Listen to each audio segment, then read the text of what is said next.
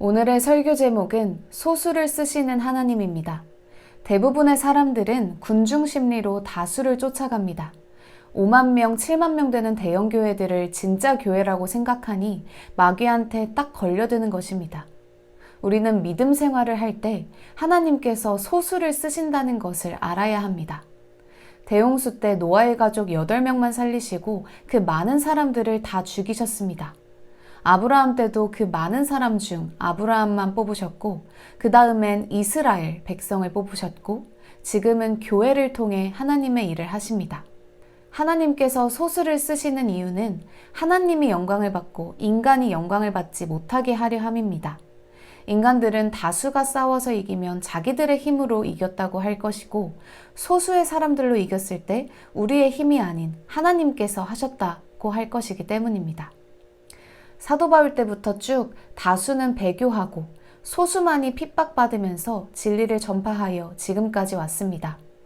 하지만 현재 카톨릭이 전 세계를 컨트롤하고 있기 때문에 사람들은 저게 진짜 하나님의 교회구나 라고 생각합니다. 사실 카톨릭 교회는 적그리스도의 교회입니다. 사도 바울로부터 이어진 믿음의 조상들은 카톨릭으로부터 핍박받고 피해 다니며 2000년을 버텼고 결국 종교개혁 때 자유롭게 믿게 되면서 교회들이 생겨난 것입니다. 그러나 종교개혁 이후에 교회들이 생겨나면서 이상한 교리들이 나오게 되었는데 그중 가장 무서운 게 칼빈주의 누룩입니다. 칼빈주의는 인간이 타락했기 때문에 선을 택할 수 없다고 합니다.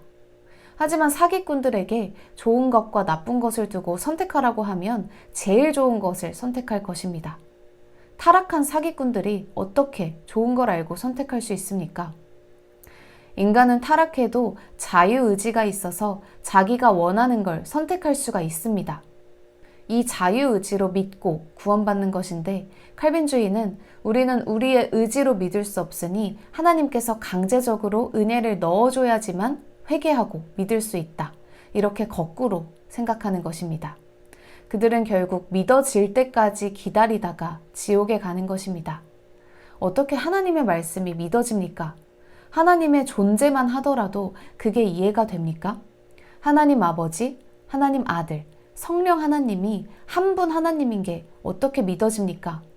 세뇌교육처럼 하도 들어서 머리로 안 것을 자기가 믿는다고 착각하면 나중에 지옥에 가는 것입니다. 믿는다는 것은 이건 거짓말하실 수 없는 하나님의 말씀이니 내가 어린아이같이 믿겠습니다 하는 것입니다. 그렇다면 믿음만으로 구원받은 후 하나님의 소수정의 군사로서 전쟁에 참여할 자격이 되는 사람은 어떤 사람일까요? 바로 두려움이 없는 사람입니다. 재판관기 7장 3절. 그러므로 이제 너는 가서 백성의 귀에 선포하여 말하기를 누구든지 두려워하고 무서워하는 자들은 길르앗산에서 떠나 돌아가라 하라. 하나님께서는 기드온에게 무서워하고 두려워하는 자들을 돌려보내라고 하셨습니다.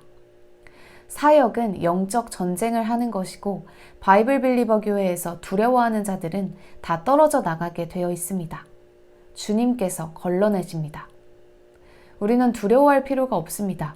수십만 명이 있는데 하나님이 안 계신 것보다 혼자 있더라도 하나님 한 분만 있으면 됩니다. 하나님 한 분은 그 누구도 이길 수가 없습니다. 재판관기 7장 4절. 또 주께서 기드온에게 말씀하시기를 백성이 아직 너무 많으니 그들을 물로 데려가라. 하나님은 아직도 사람이 너무 많다고 하시며 물가에 가서 주의력 테스트를 하십니다. 물을 마실 때 손으로 물을 떠서 마시느냐 아니면 그냥 얼굴을 받고 혀로 핥아 먹느냐를 보셨습니다. 전쟁에 임했는데 그냥 목마르다고 물에 푹 젖어서 정신없이 마셔대는 사람들을 쳐내시는 것입니다. 여러분은 영적 전쟁 중입니다. 전쟁 중에 적군들이 언제 들어올지 모릅니다.